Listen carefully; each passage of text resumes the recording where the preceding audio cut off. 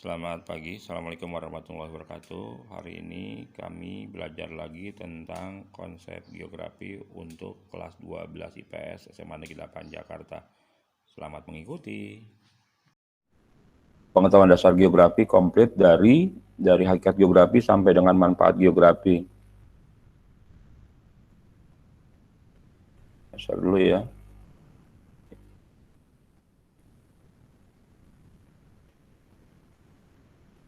Oke, ini masih di geografi. Saya beri nama kelas 12 IPS Geografi Review. Kalian boleh sudah menonaktifkan kamera karena sudah saya ambil gambarnya. Judulnya adalah konsep dasar geografi. Jadi ini materi kedua setelah kemarin kita bicara hakikat, definisi, apalagi ada aspek dan sebagainya. Pada materi ini materi ujian, materi ujian baik di UNBK maupun di perguruan tinggi. Saya ulangi, kalau kemarin hanya pembukaan geografi, ini materi yang mulai hari ini sampai dengan 2 kali pertemuan ke depan, itu materi yang penting. Kenapa? Karena termasuk dalam kisi-kisi soal yang diperuntukkan untuk ujian evaluasi, yaitu UNBK ataupun ujian seleksi untuk masuk perguruan tinggi.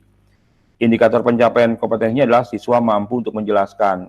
Kalimat atasnya memahami, kalimat bawahnya menjelaskan. Oleh karenanya kami dari tim pembuat soal UNBK itu lebih ke arah siswa mampu menjelaskan, bukan memahami. Jadi soalnya menjadi bukan C3, tapi kita naikkan menjadi C4. Artinya sudah melewati batas aplikasi. Yang pertama ada konsep geografi, setelah itu ada pendekatan, ada prinsip, ada cabang geografi, dan ada manfaat geografi. Untuk konsep geografi yang kita bicarakan hari ini, kita bicara 10 konsep dasar geografi. Sebenarnya konsep dasar geografi itu banyak, tergantung dari siapa yang membuat, artinya siapa yang mengeluarkan rilis dari konsep dasar berdasarkan pemikiran beliau. Ya, ada Pak Daljuni, ada Pak Bintarto, bahkan juga dari luar ada Peter Heget, ya, Women juga mengeluarkan.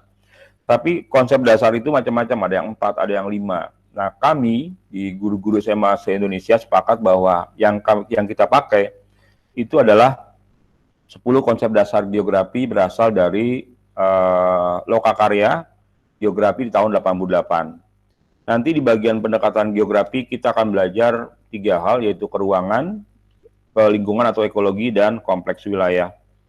Sementara untuk prinsip geografi bagian ketiga dari bagian paling penting pada bab 1 ini adalah kita bicara prinsip persebaran, prinsip deskripsi, prinsip interlasi, dan prinsip korologi.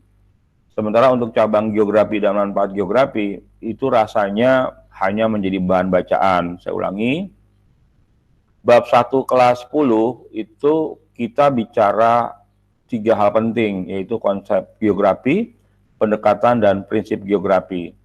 Biasanya di soal-soal UNBK ataupun perguruan tinggi bicaranya 3 hal ini. Jadi Bapak hanya sarankan kalau nanti mau belajar lagi, tekankan di 3 bagian ini. Bagian yang lain hanya pemahaman biasa saja. Justru di 3 bagian inilah banyak siswa yang cenderung salah menjawab soalnya. Nah, ini ilmu penunjang geografi, ada geologi, geomorfologi, meteorologi, klimatologi, dan banyak hal. Intinya adalah geografi memerlukan ilmu-ilmu ini, geografi memerlukan ilmu-ilmu ini, ilmu yang di luar geografi untuk menjelaskan karakteristik sebuah wilayah, baik secara fisik maupun secara sosial, ya. Nah, ini lanjut. Kita akan pelan-pelan di sini. Banyak ahli berpendapat bahwa di permukaan bumi terdapat hubungan timbal balik antara manusia dengan lingkungan alam. Itu jelas. Saya ulangi, bahkan kita pun sama dengan para ahli bisa melihat bahwa di alam ini ternyata bahwa di permukaan bumi terdapat hubungan timbal balik antara manusia dengan lingkungan. Jadi kalau manusia berbuat baik, maka lingkungan juga merespon dengan baik. Kalau manusia berbuat buruk, lingkungan juga berbuat buruk. kelebihannya adalah manusia mampu punya pemikiran, punya kemampuan untuk berpikir, bahkan kemampuan untuk mengubah. Jadi kalau memang ada tindakan yang buruk, maka tindakan yang dari lingkungan itu mereka minimalisir ya dengan aplikasi teknologi. Seperti halnya kalau kita bicara Singapura sampah ini tidak punya sampah. Nah, sampah di Singapura itu habis ya, habis itu artinya benar-benar tidak meninggalkan bekas. Perhatikan pernyataan tentang geosfer berikut ini. Ini kondisi yang sering kita lihat sebagai fakta di lapangan. Mengapa permukaan bumi tidak rata, melainkan ada bagian yang tinggi seperti dataran tinggi, bukit, gunung, atau pegunungan. Serta ada pula bagian-bagian yang rendah seperti lembah, palung, atau ngarai. Sehingga terdapat berbagai kawasan muka bumi yang berbeda karakteristiknya. Ini fakta sekali kalau kita berjalan kaki atau menggunakan moda angkutan, dari Tanjung Priok itu wilayahnya datar. Sampai ke arah Pasar Minggu ketinggian sudah 30 meter ya, sampai ke Depok sudah 76 meter. Bogor 320, Puncak sudah 800 sampai dengan 1200. Di mana ketinggian dapat kita lihat? Kalau kalian sering lewat di stasiun, maka di stasiun itu ada tulisan biasanya Tebet plus 17, Pasar Minggu plus 76. Nah, plusnya itu artinya posisi ketinggiannya adalah di atas rata-rata permukaan laut setinggi gitu loh. Ini salah satu kontribusi dari Belanda ya, yang menempatkan karena kereta itu harus menjadi tempat umum bertemu, maka mereka membuat ketinggiannya jadi berapa gitu, sehingga data itu menjadi pasti. Yang kedua, mengapa suhu udara di wilayah pantai sangat panas, sedangkan di pegunungan dingin? Iya, jelas sekali kalau Anda ke pantai manapun, maka suhunya akan panas. Kenapa? Siang hari Anda ke sana, jadi anginnya bergerak melewati lautan, walaupun dia lembab, banyaknya uap air, tapi tetap panas ya, tetap panas. Sedangkan di pegunungan itu dingin, artinya wilayah dataran rendah dengan wilayah dataran tinggi, pegunungan itu mempunyai suhu udara yang berbeda. Yang ketiga, mengapa daerah A memiliki curah hujan tinggi sehingga berbagai jenis tumbuhan tumbuh subur? Jadi kalau kita lihat wilayah Jawa, Sumatera dengan curah hujan yang tinggi, maka jenis tanamannya banyak. Saya ulangi, jenis tanamannya banyak dan tumbuh subur. Tapi kalau Anda melihat peta iklim, kenapa di wilayah Nusa Tenggara Timur, Nusa Tenggara Barat, itu jenis tanamannya nggak banyak ya, jenis rumput-rumputan, jenis tanaman yang adanya di daerah sabana stepa, seperti rumput-rumputan, belukar, dan sebagainya. Yang keempat, apa yang menyebabkan daerah dataran rendah sangat cocok ditanami kelapa atau padi sawah, sedangkan dataran tinggi cocok untuk sayur mayur? Iya, benar. Selama ini kalau kita bergerak dari Jakarta ke arah Cianjur, melewati wilayah puncak, maka akan kita lihat sayur mayur tumbuh dengan suburnya di sana. Bahkan yang namanya mawar, bunga mawar, melati dan sebagainya itu tumbuh dengan baik. Dan hebatnya, maksudnya hebat lucu ya, ketika orang Jakarta melihat banyak orang menjual bunga-bunga di Cipanas, di Puncak, mereka beli. Mereka bawa ke Jakarta, ternyata nggak bertahan sampai dengan seminggu. Kenapa? Ada proses adaptasi dari tanaman tersebut. Biasa di tempat yang kena curah hujan atau panasnya kurang, tiba-tiba di Jakarta yang kering kerontang, seperti itu. Lanjut. Agar dapat memahami geografi, diperlukan konsep dasar mengenai geografi sendiri. Artinya, memahami pengertian istilah yang umum digunakan oleh geografi sebagai disiplin ilmu. Jadi, sebagai sebuah ilmu, dia harus bisa menerima orang lain. Harus menerima masyarakat umum yang kalau melihat ilmu tersebut, melihat geografi, orang jadi bisa mengerti, oh ini adalah itu, ini itu loh. Kalau digunakan istilah yang tidak umum, itu artinya geografi hanya untuk geografi. Padahal boleh jadi dengan yang lebih umum, makin banyak orang yang akan mau belajar geografi. Ingat ya, itu bagian penting nak, bahwa semua ilmu pasti mempunyai istilah-istilah umum yang dapat dilihat atau dipahami oleh masyarakat. Bagian pentingnya adalah geografi mempunyai konsep. Konsep merupakan suatu hal yang abstrak. Itu saya beri warna berbeda, berkenan dengan gejala nyata tentang geografi untuk mengungkapkan beberapa gejala, faktor, atau masalah, sehingga setiap kata mengandung arti tersendiri. Saya ulangi nih, konsep merupakan suatu hal yang abstrak, berkenan dengan gejala nyata tentang geografi untuk mengungkapkan beberapa gejala, faktor, atau masalah, sehingga setiap kata mengandung arti sendiri. Jadi ada konsep yang bentuknya abstrak, tapi sebenarnya itu adalah gejala atau fenomena yang terjadi di masyarakat. Saya ulangi, konsepnya abstrak, tapi sebenarnya itu adalah gejala yang terjadi yang merupakan fenomena geosfer, merupakan faktor atau masalah. Ya, saya ulangi, gejalanya nyata, contoh banjir. Banjir itu karena apa? Maka keluar tuh banyak hal. Nah, itu bisa menjadi abstrak karena kamu nggak ngeliat itu gitu. Kenyataan yang ada, penyebabnya kita tidak lihat. Kenapa? Karena kita bicara hanya di lokal wilayah tertentu. Berikutnya adalah pemahaman geografi dimulai dari hal yang konkret secara bertahap akan menuju kepada yang abstrak. Ini perjalanannya yang tadi saya katakan di awal. Misalnya, dalam memahami atmosfer dan mempelajari cuaca, ingat, cuaca bagian dari atmosfer. Salah satu unsur cuaca yang ada di atmosfer adalah hujan. Hujan adalah fakta lapangan. Hujan yang kecil, gerimis, membahagiakan. Tapi kalau hujannya sudah besar, badai, tidak membahagiakan. Ini fakta, dan itu bisa jadi masalah. Nah, kalau kita lihat, yang namanya curah hujan itu pasti mengalami proses tertentu. Saya ulangi, yang namanya curah hujan pasti mengalami proses tertentu.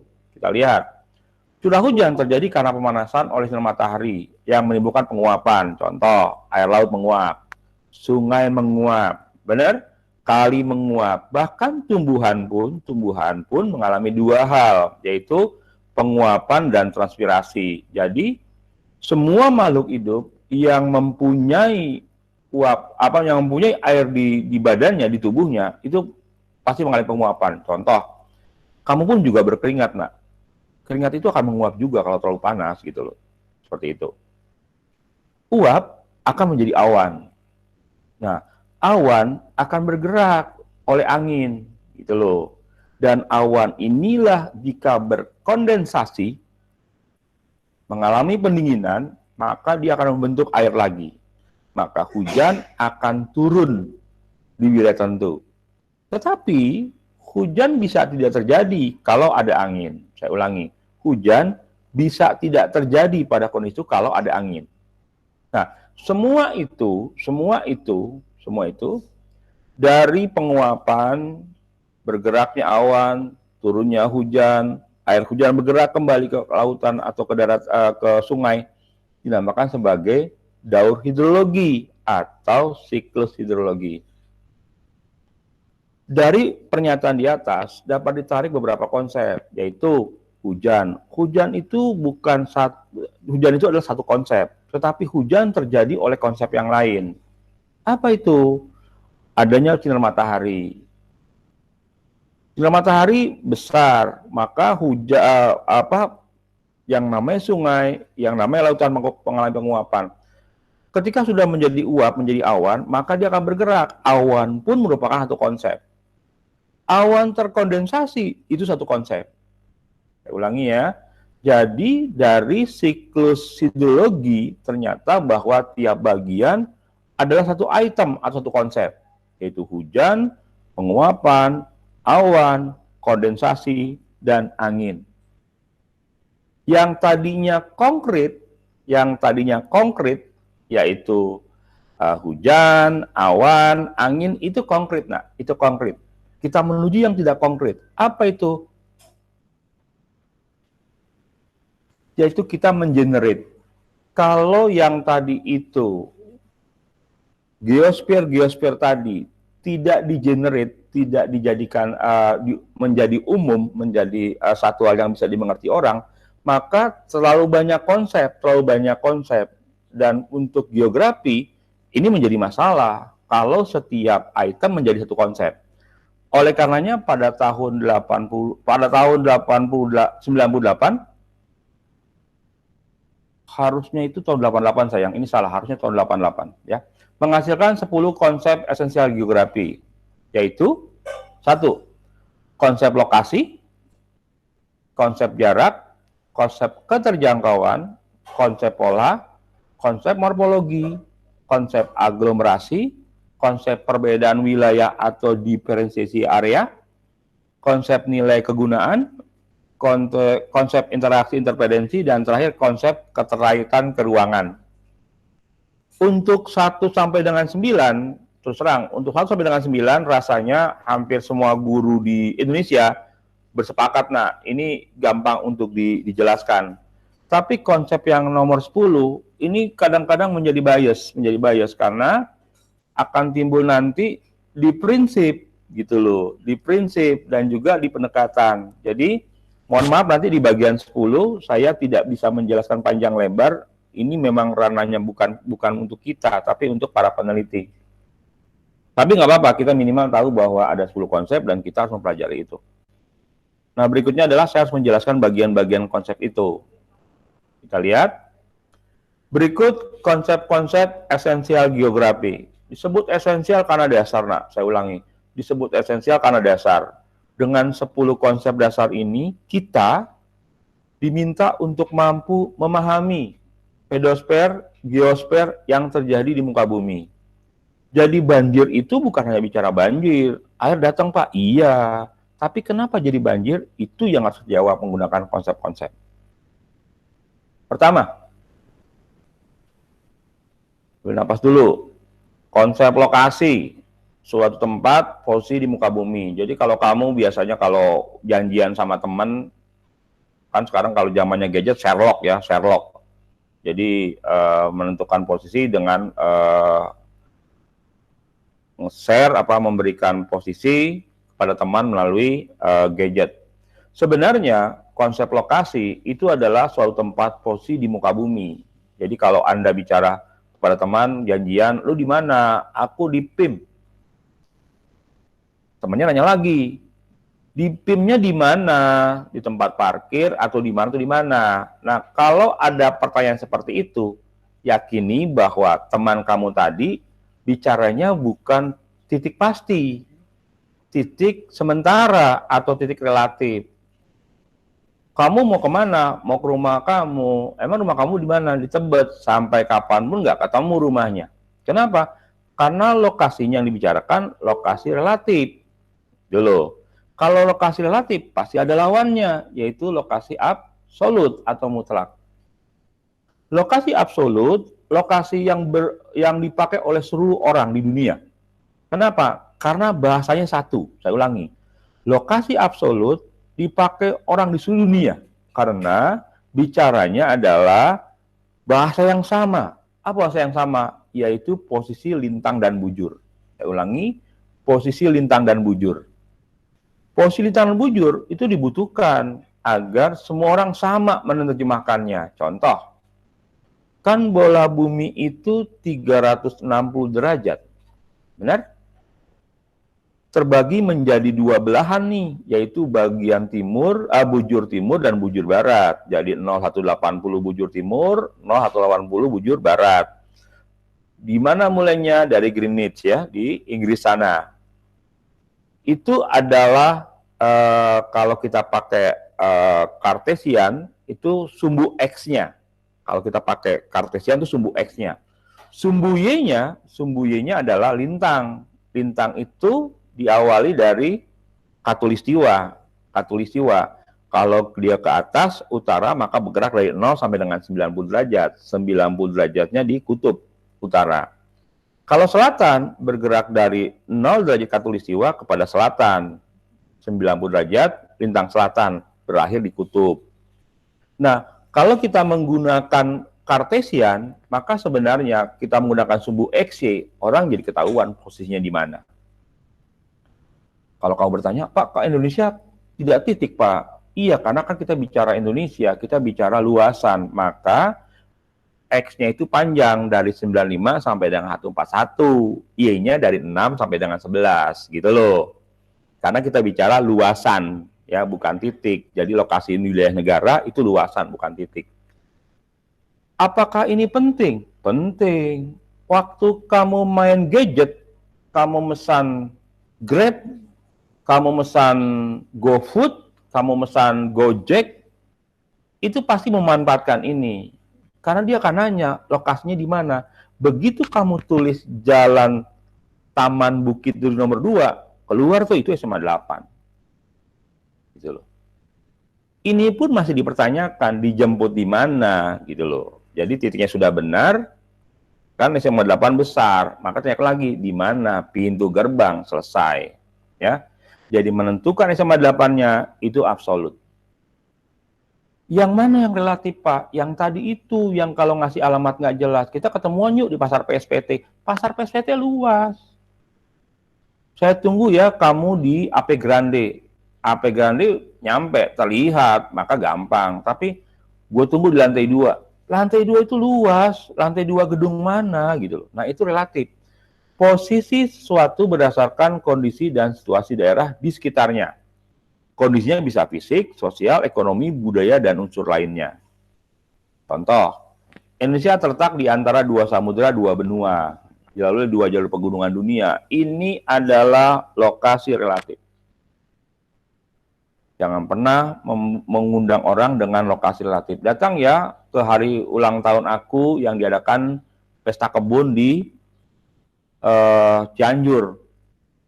Sampai berjenggot juga nggak bakalan ketemu, karena Cianjur itu luas sekali gitu loh. Itu lokasi relatif. Atau datang ke rumah saya yang rumahnya pakai cat hijau, ya semua rumah cat hijau ditanyain rumah si ini bukan gitu loh. Ini konsep lokasi, ya. Turunnya tadi itu dipakai untuk menentukan posisi penjemputan. Lanjut ke teknologi yang lebih tinggi. Buat apa juga? Buat sebuah drone menghancurkan lokasi di muka bumi. Teknologi militer dengan menggunakan GPS yang tadi lintang bujur itu menentukan wilayah yang akan dibom oleh militer yang lain. Dan ini sudah dipakai. Ya. Presisinya tepat sekali ketika Anda ditentukan bahwa lokasi ini akan dibom, maka drone-nya berangkat atau pesawatnya dia berangkat, maka dia menjatuhkan bom atau menembakkan peluru kendali. Itu geografi, nak, menentukan posisi absolut. Berikutnya adalah konsep jarak. Jarak itu apa sih? Jarak itu adalah ruang sela panjang atau jauh antara 2 benda atau tempat. Contoh, saya sama laptop saya nih, itu jaraknya kurang lebih 40 cm. Itu ada ruang di antara saya sama dia. Jarak rumah kamu ke SMA 8, itu ada ruang sela, ya, seperti itu. Ini kalau di peta ada tuh jarak Jakarta-Bandung 130 km. Jakarta Bogor 55 km. Itu konsep jarak. Tapi ternyata turunannya jarak absolut itu juga ada. Di mana pada saat kamu naik komuter lain, kamu mau turun di Tebet, di Pasar Minggu harga sama. Kamu turun di Depok Lama, di Depok Baru harga sama. Tapi berbeda dengan turun di Pasar Minggu. Artinya apa? Pak, itu kan jaraknya beda, Pak. Nah, pada jarak absolut untuk moda transportasi itu menggunakan wilayah zonasi. Artinya begini, satu titik diukur dari Gambir. Kalau dari Gambir ke Tebet itu 5 km. Maka dari Gambir ke arah kota juga 5 km. Maka dari Gambir ke Tebet, ke kota, itu satu zonasi. Zonasi pertama. Tapi kalau dari Gambir ke Pasar Minggu, dari Gambir ke Bekasi, itu zonasi kedua. Maka harganya berubah. Jadi, Jaraknya absolut, cuma dimanfaatkan menjadi zonasi. Sama halnya ketika kamu naik Grab atau Gojek. Menggunakan jarak absolut, yaitu zonasi. Jelas ya? Sehingga kalau kamu nanti pesan Grab, itu nggak ada lagi tuh masalah macet tidak macet. Pokoknya kamu bayar sekian. Kenapa? Karena yang dibayar adalah zonasi. Tapi kalau jarak relatif, ini kondisi yang disenangi oleh para anak muda, pria-pria, ya. Malam minggu datang ke rumah calon mertua, bicara sama bapaknya, Pak, izin Pak, mau ngajak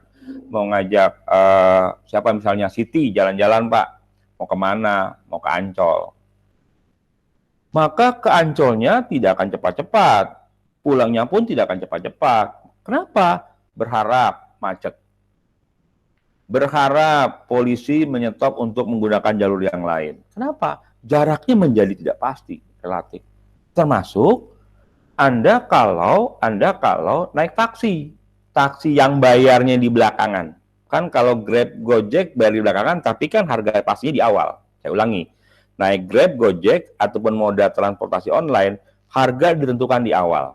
Tapi kalau Anda naik, mohon maaf, Bluebird, naik apalagi Express, Gamya atau apapun, harganya di belakang. Tergantung apa? Tergantung perjalanan, tergantung situasi dan kondisi nyata di lapangan. Tiba-tiba lagi jalan, bapaknya bilang, Bu, mohon maaf macet di depan, boleh saya belok kiri? Alternatif, silakan. Atau tiba-tiba stagnan. Anda naik kendaraan taksi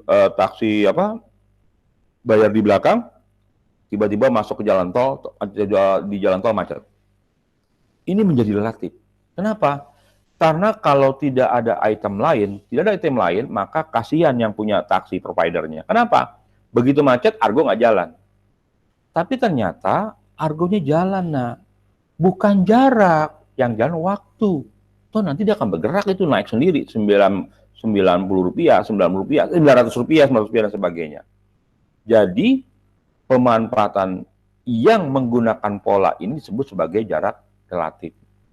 Saya ulangi ya, konsep jarak itu adalah ruang sela. Ada dua, jarak absolut, ada jarak relatif. Kalau jarak absolut mengenai moda transportasi yang berbayar di awal, ditentukan harga yang di awal, tapi kok jaraknya berbeda, itu pemanfaatan zonasi. Seperti kita menggunakan Grab, kita menggunakan Gojek, itu bayarnya di awal, sebenarnya kali ditentukan harga di awal. Tapi kalau jarak relatif, kita harganya di belakang, ya. Pertanyaan berikutnya, Pak, kalau naik bis ke Jogja 200.000, itu termasuk absolut relatif. Kan ditentukan di awal. Kan menjadi jarak absolut sebenarnya, tapi memanfaatkan zonasi. Pesawat, zonasi. Absolut? Absolut. Masa pesawatnya muter-muter mau ke Jogja, dia muter dulu ke Medan. Harga jadi berubah? Ya tidak ada. Kan seperti itu. Berikutnya konsep keterjangkauan. Apa itu konsep keterjangkauan? Yaitu hubungan atau interaksi antar tempat dapat dicapai baik dengan menggunakan sarana transportasi umum, tradisional, jalan kaki, atau waktu tempuh. Tolong digarisbawahi, menggunakan transportasi umum, tradisional, jalan kaki, atau waktu tempuh. Bawa kendaraan? Ya sama, berarti kan termasuk transportasi, ya. Berikutnya, keterjangkauan Jakarta-Biak, itu pasti menggunakan pesawat. Kalau Jakarta-Bandung, bisa pakai kereta api. Anda jalan kaki Jakarta-Biak, nggak mungkin, nah. Masa jalan kaki di laut, gitu kan ya, itu namanya keterjangkauan. Yang kedua, daerah A penghasil beras dan daerah B penghasil sandang. Kedua daerah ini tidak akan berinteraksi apabila tidak ada transportasi, ya. Yang ketiga, suatu daerah tidak akan berkembang apabila tidak dapat dijangkau oleh sarana transportasi. Jadi, kenapa Pak Jokowi maksa banget, kalimat maksa artinya dia berusaha untuk membangun Indonesia dengan jalan tol, agar terbuka wilayahnya. Banyak orang ribut, wah ini pasti biaya besar. Kalau tidak ada sarana transportasi, suatu wilayah nggak terbuka. Contoh paling gampang, kalau kamu ke arah Sukabumi Selatan, Waktu belum ada jalan tol, nak. Wah, itu macetnya naujubillah. Kenapa? Jalan cuma satu. Jalan itu adalah sarana membuka suatu wilayah. Contoh nih, contoh. Kalau kamu nanti punya rumah makan, misalnya bagus, buka rumah makan Padang. Altea buka Lapo Tuak. Apa-apa ya, kan cuma buat sampel aja. Kalau tiba-tiba bagus sama Altea membangun usahanya di ujung jalan yang buntu, gang buntu, jalan buntu, pertanyaan saya, laku tidak? Tidak. Tiba-tiba Janeta punya usaha fotokopi. Janeta taruhnya di perapatan jalan. Usaha fotokopinya ada di satu sisi jalan yang jalannya itu perapatan. Jadi ada 4 jalur jalan, ada 4 jalan tuh. Pertanyaan saya, laku nggak? Laku. Kenapa? Karena di pertemuan jalan. Jadi sebenarnya kalau di pertemuan jalan, di jalan besar yang lalu lalang orang, kendaraan, maka dia akan cepat berkembang. Ya, jadi lokasi menentukan orang mencapai titik itu. Bisa nggak dicapai? Enak, jauh tempatnya, orang juga berpikir-pikir gitu loh. Pasti nyari alternatif yang lain. Yang berikutnya, ini soal yang sering keluar di perguruan tinggi, yaitu bantuan untuk peminjam alam yang gagal sampai ke lokasi karena jalan rusak akibat tanah longsor. Kalau tidak salah, soalnya berbunyi seperti ini. Bantuan ke wasior yang mengalami banjir bandang tidak sampai ke lokasi. Berdasarkan data tersebut, termasuk dalam konsep kan tidak sampai ke lokasi. Gitu loh. Akibat banjir bandang. Maka inilah konsep keterjangkauan. Itu salah satu contoh soalnya, nak. Berikutnya, konsep pola. Konsep pola itu berkaitan erat dengan susunan, bentuk, dan persebaran fenomena dalam ruang muka bumi akibat interaksi manusia dengan lingkungan atau interaksi alam dengan alam. Apa tuh? Fenomena yang dipelajari adalah fenomena alami dan fenomena sosial. Yang alami seperti aliran sungai, persebaran vegetasi, jenis tanah, curah hujan. Kan bisa kita lihat aliran sungainya apa nih? Dendritik, pasti polanya beda dengan rektanguler. Persebaran vegetasi, kita lihat ada hutan hujan tropis, ada hutan musim, dan ada sabana stepa. Itu berpola gitu loh. Kenapa? Pohon jati hanya ada di wilayah kapur, itu juga pola gitu loh. Apa tuh? Jenis tanah. Kenapa hujan di Sumatera tinggi? Kenapa di Bogor tinggi? Kok di Asam Bagus hujannya sedikit? Asam Bagus tuh wilayah di utara dekat Jawa Timur. Fenomena sosial, misalnya persebaran penduduk. Kenapa penduduk kok tinggalnya lebih dekat aliran air kalau sebuah sungai? Tapi penduduk bisa berpencar wilayahnya kalau kurang air. Satu, di pegunungan, di daerah kapur, atau juga pemukiman penduduk bisa tidak mengelompok karena binatang buas, gitu loh. Bayangkan kalau ada binatang buas, orang pada ngumpul, satu desa habis tuh dimakan. Maka mereka akan berkumpul, bisa berkumpul itu mempertahankan membentuk barikade, atau rumahnya jauh-jauh, gitu loh. Jadi contohnya pola aliran sungai terkait dengan jenis batuan dan struktur geologi. Berikutnya adalah pola pemukiman terkait dengan sungai, jalan, bentuk lahan, dan sebagainya. Contoh, kalau kamu ke Jakarta, kamu akan lihat bahwa sepanjang jalan, itu perumahan ada di kiri kanan. Kalau Anda bergerak bawa kendaraan, sampai ke wilayah Bogor, ke arah puncak, maka perumahan lebih arah dekat ke arah Bogor. Mendekati ke arah puncak, rumahnya sudah 1-2. Kenapa? Wilayah perkebunan gitu loh. Sendirian, serem. Gitu loh. Ya. Lanjut, konsep morfologi. Apa itu?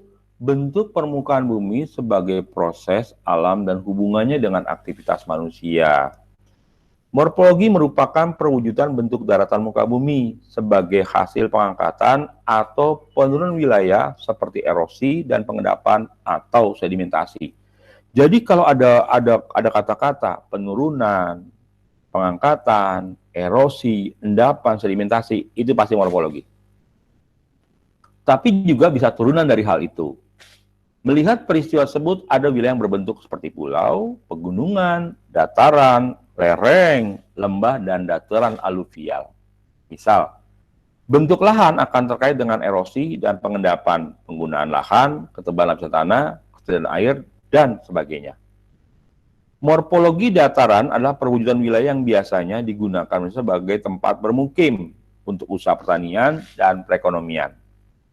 Penduduk terpusat pada daerah-daerah lembah sungai besar dan tanah yang subur. Wilayah pegunungan dengan lereng terjal sangat jarang digunakan sebagai pemukiman. Contoh soalnya seperti apa? Bicaranya morfologi. Contoh ya, kita lihat. Tanaman teh tumbuh di pegunungan. Begitu kalimatnya adalah pegunungan, tumbuh subur di pegunungan, itu bicaranya adalah morfologi. Nah ya, potong situ dulu nak, karena nanti ada soal yang ada tambahannya. Jadi kalau ada tanaman teh di pegunungan, itu morfologi. Atau penduduk lebih suka berkumpul di wilayah yang datar. Wilayah datar, itu dataran. Nah ya, lihat ini. Ada kalimat, ada kata dataran di situ. Nanti ada soal yang akan membuat kalian bingung. Konsep aglomerasi. Apa itu aglomerasi? Aglomerasi atau pemusatan adalah kecenderungan persebaran penduduk yang bersifat mengelompok pada suatu wilayah yang relatif sempit dan bersifat menguntungkan karena kesamaan gejala atau faktor umum yang menguntungkan. Contohnya pengelompokan penduduk dan aktivitasnya di suatu daerah. Kita lihat. Penduduk di perkotaan cenderung tinggal secara mengelompok pada tingkat sosial yang sejenis. Kalau tadi saya bicaranya adalah wilayah datar, soalnya cuma sampai situ. Tapi kalau kalimatnya berubah, penduduk di perkotaan cenderung tinggal secara mengelompok. Mengelompok itu aglomerasi. Pada tingkat sosial yang berjenis seperti elit, mewah, khusus pedagang, komplek perumahan pegawai negeri, atau pemukiman kumuh. Jadi pemukiman kumuh itu aglomerasi, bukan pola. Ya, karena nyebutnya permukiman gitu loh. Kawasan industri di Pulau Gadung, kawasan segitiga emas Kuningan, Cijori, Singapura, Johor, Riau, atau Jabodetabek, Jakarta, Bogor, Depok, Tangerang, Bekasi. Ada tambahan sekarang Bopunjur, Bogor, Puncak, Cianjur. Jadi Jabodetabek Punjur, Jabodetabek Punjur. Berikutnya, konsep perbedaan wilayah atau diferensiasi area. Wilayah pada hakikatnya adalah suatu perpaduan antara berbagai unsur, baik unsur lingkungan, alam, ataupun kehidupan. Hasil perpaduan ini akan menghasilkan ciri khas bagi suatu wilayah. Suatu wilayah kaitannya dengan wilayah lain. Wilayah permukaan bumi memiliki perbedaan nilai yang terdapat di dalamnya. Jadi, kalau soal yang tadi hanya bicara tanaman teh tumbuh di pegunungan, itu morfologi. Tapi kalau kalimatnya, tanaman teh tumbuh di pegunungan dan pohon kelapa tumbuh di pantai. Pada soal itu ada dua wilayah yang berbeda, yaitu pegunungan dan pantai. Saya ulangi, pada soal yang baru saya bacakan, itu ada dua wilayah. Kita membandingkan dua wilayah itu dengan akibatnya. Apa tuh? Wilayah di permukaan bumi mengalami perbedaan nilai yang terdapat di dalamnya. Itu loh. Jelas ya anak ya? Jadi nanti lihat soalnya. Kalau soalnya bertingkat, ini konsep perbedaan wilayah. Kalau soalnya tidak bertingkat, itu masih di morfologi. Lanjut. Konsep nilai kegunaan. Konsep nilai kegunaan suatu fenomena di muka bumi bersifat relatif. Artinya nilai kegunaan itu tidak sama, tergantung dari kebutuhan penduduk yang bersangkutan. Contoh soalnya, daerah sejuk di pegunungan yang jauh dari kebisingan seperti Puncak Bogor Cianjur banyak dijadikan tempat peristirahatan. Jadi, nilai guna wilayah itu peristirahatan dan rekreasi. Pak, tapi kan ada juga rekreasi di wilayah Jakarta, Pak. Iya, tapi bukan untuk rekreasi yang bersifat tanpa kebisingan. Kenapa? Karena kalau di puncak itu orang kan istirahat tenang, pengen menikmati udara, pemandangan yang hijau-hijau. Kalaupun nanti ada tempat bermain, itu kan hanya bagian kecil untuk menghilangkan kebosanan. Tapi kalau di Jakarta, kamu ke Ancol, nggak mungkin kamu menikmati keindahan dengan ketenangan, karena itu buat tempat yang beraktivitas, gitu loh.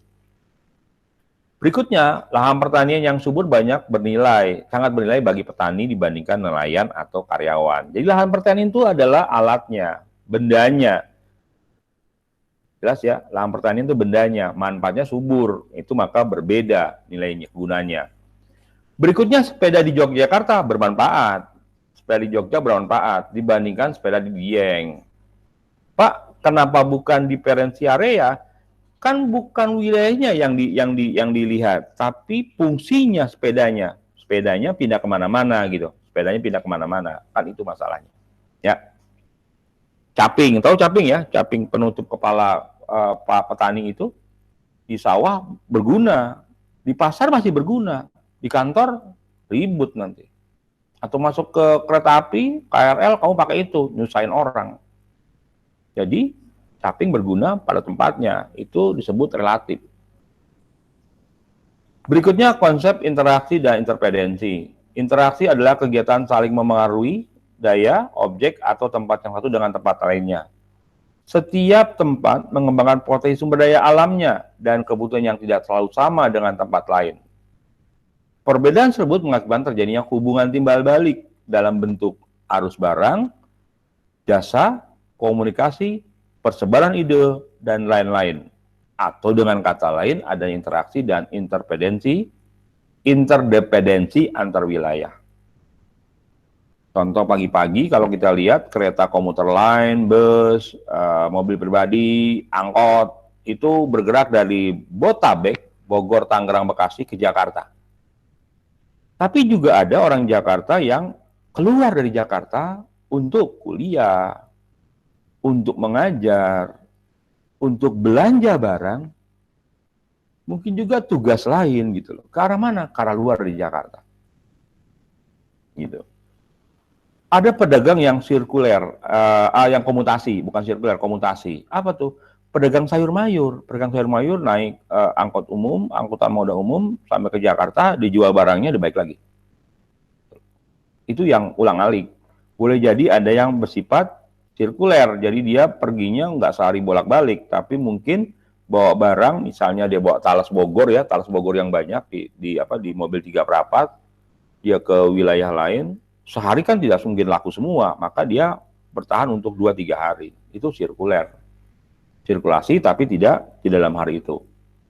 Berikutnya adalah pergerakan barang dari desa ke kota, pangan dari desa ke kota. Ya, sandang. Jadi di kota besar itu ada industri pembuatan bahan pakaian atau pakaian jadi dan sebagainya. Itu dibawa ke desa. Desa itu lebih bersifat agriculture ya, agrikultur. Jadi mereka penanaman, baik itu pertanian ataupun perkebunan. Pergerakan berita informasi melalui radio, televisi, surat kabar, dan lain-lain terhadap pembaca atau pemirsa. Ini bagian dari konsep interaksi dan interdependensi.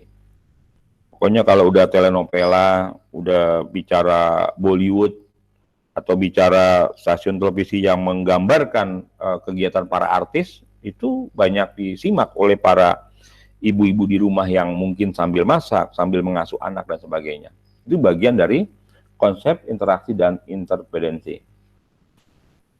Berikutnya adalah konsep ketahanan keuangan. Nah, ini yang saya katakan tadi, ini konsep ke-10. Bicaranya luas dan luas. Suatu wilayah dapat berkembang karena adanya hubungan dengan wilayah lain. Contoh, Jakarta dengan Depok itu Depok awalnya adalah sebuah kota kecil. Nah, ketika ada pembangunan Perumnas, perumahan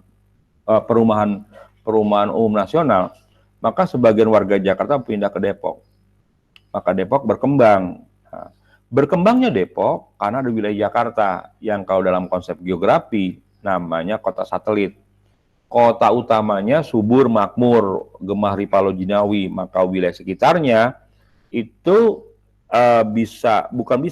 pasti kurang dari wilayah utamanya.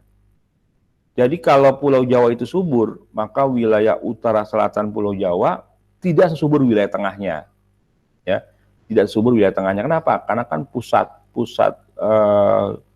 gunung berapinya di tengah-tengah, ya. Contohnya adalah keterkaitan antara tingkat erosi dengan kesuburan tanah. Semakin besar erosi, kesuburan tanah berkurang. Kenapa? Karena permukaan tanah yang subur itu, yang dulu kita pelajari di pedosfer itu namanya topsoil, kebawa oleh curah hujan. Semakin besar tingkat erosi, maka kesuburan tanah semakin berkurang, kan itu. Jadi semakin ada degradasi lahan, yakini bahwa penduduk sukar tinggal di sana.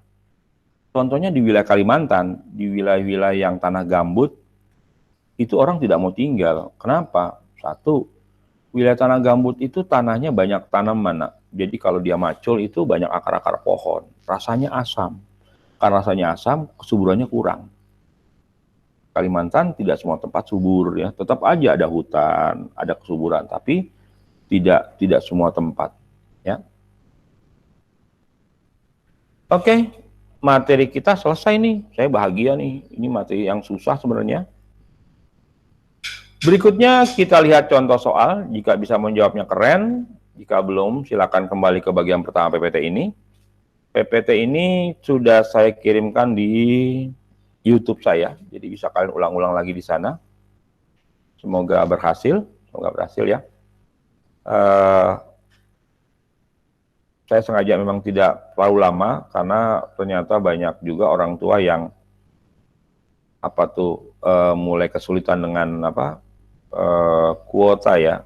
Walaupun tidak bicara tidak langsung. Beberapa anak mengatakan, Pak, kenapa nggak sebaiknya penugasan saja? Nggak semua guru menggunakan Zoom. Saya ulangi, tidak semua guru menggunakan Zoom karena kuota Zoom besar sekali. Soal latihan, contoh soal latihan, ya. Ini contoh soal yang nanti kalau kamu PH pertama, soalnya kayak gini. Sengaja saya berikan di awal agar kamu nyari jawabannya nih. Diskusilah sama teman kamu. Ini jawabannya apa nih? Jangan tanya ke saya jawabannya. Nggak boleh, nanti kamu nggak belajar. Justru prosesnya adalah saya berikan soal, kamu cari dulu sendiri, ya. Pada saat musim hujan dan bulan purnama, bagian utara kota Semarang seringkali terendam banjir. Namanya banjir rob, ya. Namanya banjir rob. Konsep geografi untuk mengkaji hal tersebut adalah, itu, kamu milih tuh konsepnya. Pembelajaran yang baik, kalau nanti kamu sudah download soal ini, nanti saya kirim ke email kelas. Kamu tinggal bukan menjawab soal, bukan jawabannya apa, bukan itu. Kamu harus menjawab kenapa, bukan A. Yang B itu apa, yang C itu apa, yang D itu apa, yang E apa. Makanya kamu harus coret-coret. Ketika kamu mencoret-coret itu di soal, maka sebenarnya kamu sedang mengulang materi pelajarannya. Jadi kalau cuma langsung A, B, C, D, E kamu jawab, itu tidak menambah pengetahuan, pemahaman kalian. Saya ulangi, kalau nanti menjawab soal, tolong kamu harus jelaskan konsep lokasi apa, konsep jarak apa, konsep morfologi apa, konsep pola apa, konsep aglomerasi apa. Sehingga dalam satu soal, kamu bisa mengulang 5 konsep. Kalau ada 20 soal, berarti ada 100 konsep. Berarti semua konsep itu akan diulang-ulangin sampai kamu hafal. Berikutnya adalah bentuk muka bumi yang sekarang kita jumpai, daratan, gunung, pegunungan, dan ngarai. Adalah hasil pembentukan tenaga endogen dan eksogen. Konsep geografi yang berkaitan dengan hal itu adalah, ya, lanjut. Di daerah yang mudah mendapatkan air, penduduk cenderung menyebar. Sedangkan di Pulau Kalimantan, penduduk tinggal di sepanjang sungai dengan memanfaatkan sungai sebagai lalu lintas air. Konsep geografi yang digunakan untuk mengkaji hal tersebut adalah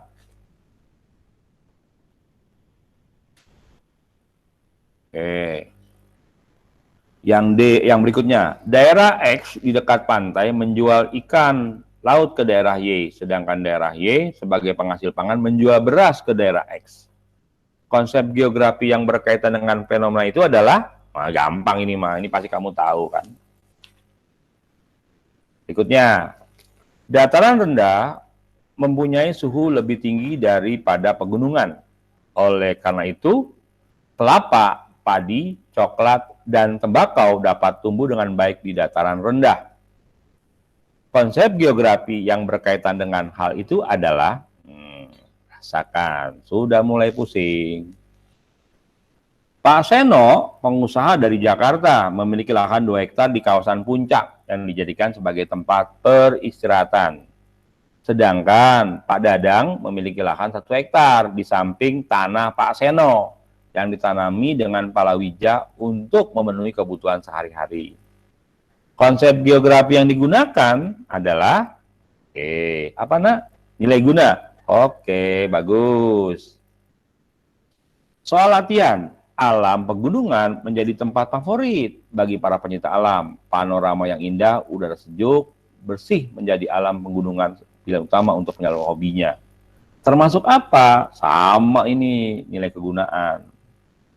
Pembangunan pabrik gula perlu memperhatikan keberadaan perkebunan tebu agar dapat menekan biaya produksi.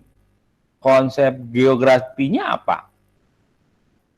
Pembangunan pabrik gula perlu keberadaan perkebunan. Nah, itu yang perlu kamu jawab ya. Ini pilihan E-nya maaf kurang huruf N, konsep ya, maaf ya. Soal berikutnya, di wilayah perkotaan terdapat penggunaan lahan secara khusus seperti pusat perdagangan, kawasan industri, pemukiman elit. Pasti nyambung. Pola atau aglomerasi? Saya ulangi, pola atau aglomerasi? Ada yang jawab morfologi. Enggak dong. Pilihan cuma 2. Kalau tidak pola, aglomerasi. Jawabannya? Aglomerasi. Hebat. Indonesia terletak di 6 lintang utara, 11 lintang selatan. Benar? Diapit oleh benua Asia, benua Australia. Termasuk konsep apa dia? Lokasi. Hebat. Sudah mulai nyambung ini, sudah mulai nyambung. Sudah mulai pusing. Perkampungan suku Baduy Dalam di Provinsi Banten terletak di daerah pegunungan, sehingga untuk mencapainya hanya dapat dengan berjalan kaki. Hanya dengan berjalan kaki, itu pilihan. Namanya konsep bagus. Jawabannya A. Wah, makin bagus kamu. Pola pemukiman di sepanjang sungai dan jalan raya cenderung memanjang mengikuti sungai dan jalan raya. Termasuk apa dia? Pola atau aglomerasi? Hebat. Oke, terima kasih. Semoga bermanfaat.